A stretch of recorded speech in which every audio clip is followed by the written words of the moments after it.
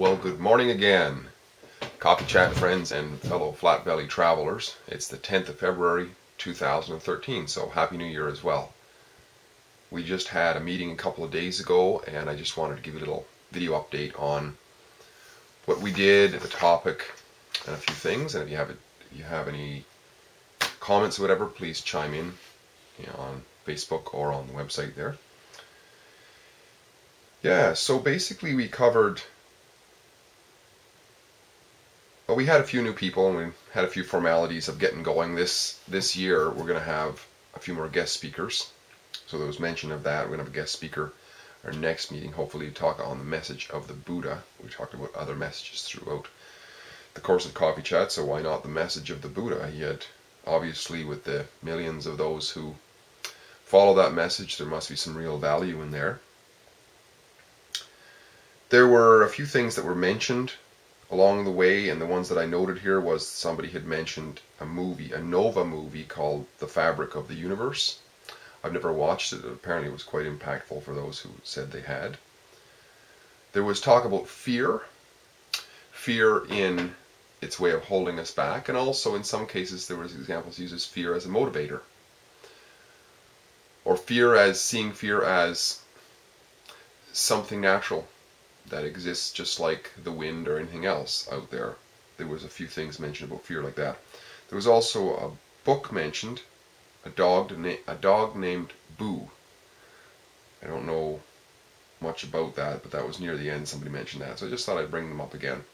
Once again, thank you all for coming down to Coffee Chat, and I'm just going to read to you what I contributed, and I think to some extent anyways, what I read out there kind of helped to motivate people to maybe get involved in a conversation.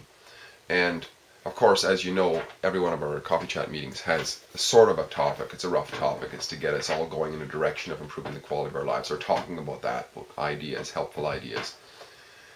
And I thought, you know what, usually most such talks in early January are about New Year's resolutions, right? But it's kind of, we did that last year, and this is along the same way too, but I just changed up a little bit, and I called it Human Beings and Human Doings, because we as human beings are very active, and that's one of the things we hope to accomplish through these resolutions, is to get active in some way and accomplish something. So I just changed it up a bit, hopefully to provoke thought, to provoke ideas coming out, and maybe therefore finding something that works just a little bit better in our days, help us be more effective as human beings. So I'll just read it to you basically, and like I say, if you got any comments, just chime in somewhere. Alright, human beings and human doings. We often refer to ourselves here on earth as human beings, right? The funny thing is, though, is that the word being normally is a verb. To be, right? We know that it's also a noun, though, because a being is essentially a creature, as we are also. We're human creatures in a way, and therefore it's a noun. But just for the sake of changing things up a little bit, how about we leave it as a verb, and just to see if we can find something about ourselves. If we use it as a verb and we say the phrase, or the several words together, whatever that's called, human being, we would say that it's an incomplete sentence, right? Because we would ask the question, being what? Wouldn't that be natural? And we would find that we are humans, being strong, fast, slow, sleepy, rested, hungry, full, happy, bored, together, separate, active, inactive, all kinds of things we are being, right? And indeed, we appear to involve ourselves in many states throughout the course of a single day. And when we look at these states through the eyes of an honest assessment, we see that we are at least somewhat responsible for these states as a result of our actions, our thoughts, what we give our attention to, who we involve ourselves with, what we eat, how we allow our emotions to run, and so on. And all of these actions, they form kind of actions, right, or decisions and so on, end up contributing to the mix we call us, how we are being in the moment.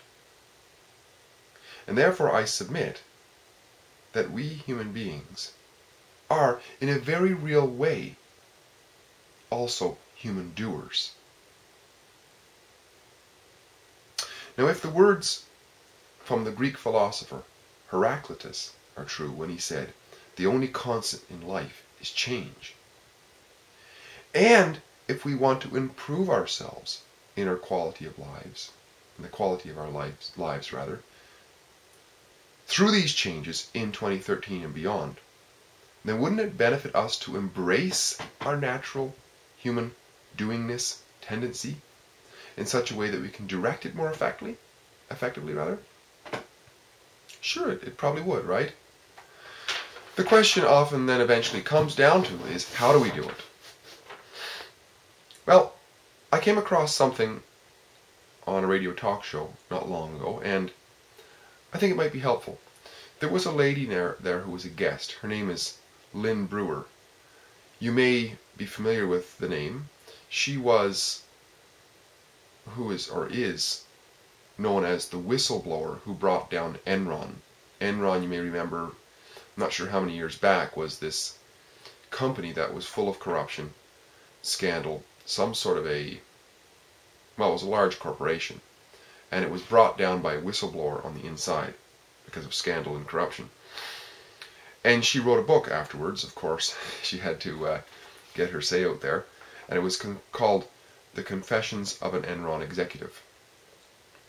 She didn't stop there, though. She founded what's called the Integrity Institute in Seattle, Washington, in the USA, where she talks about integrity, the importance of having integrity in what we do, because that would eliminate a lot of things. In her feeling, if there was more people with integrity in Enron, this would have never happened.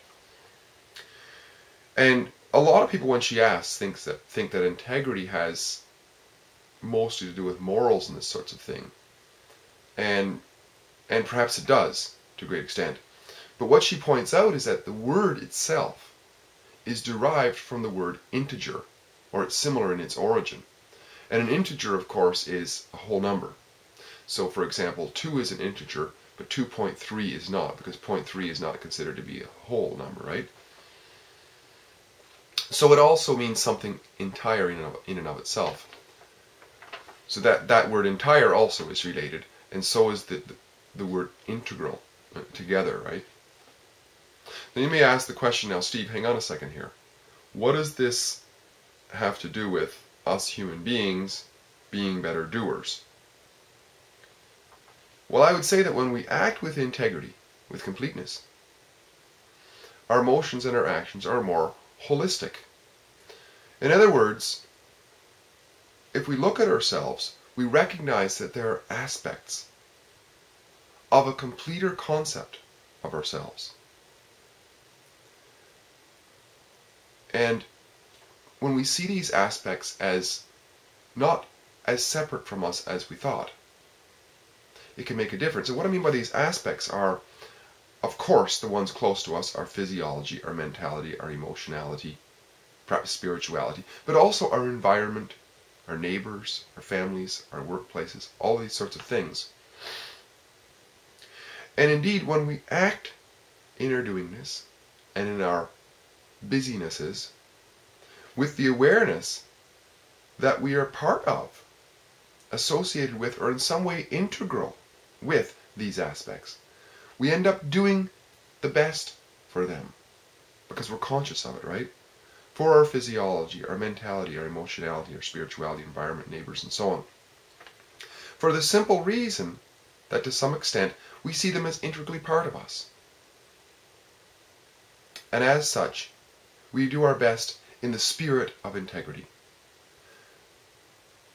And the results are, very often, that we end up as humans being happier, more loving, more accepting, more trusting. And in reference to here, New Year's resolutions approach type of thing. More effective interactions. In other words, we become more the integers that we really are, more complete.